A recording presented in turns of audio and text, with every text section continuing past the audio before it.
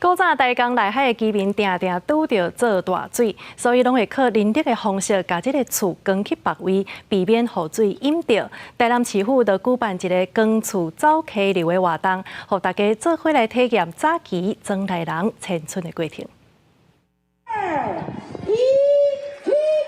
上百人做伙出来，把这间骨碌洞的竹笼厝扛起来。这是安南区先民因过生活场景，为了要涵盖自然，做伙生活，保护家己的自含财产。先民就是安尼先把厝扛起来，经过溪流搬厝而背这场活动，也吸引上百名民众参加。感觉是一个真趣味嘛，有意义的活动，感觉是真正做重。以前有光的时阵，我就有光啊，所以这个体验就是表示大家团结啦。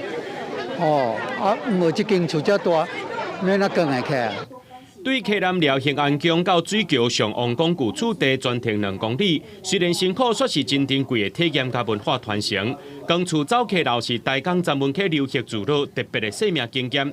因过闸门溪定定做大水，居民利用避水之机、顺水而生的生存条件，用当地材料，利用这竹仔和茅草，发展竹笼厝的建筑工法，展现人和大自然的生存智慧。今日看现场有一寡小朋友，咱的爸爸妈妈甲讲会当甲解说了解咱的祖先过去生活的情形，甲实际面对大自然的情形，所要保护家己的生命财产所做的努力。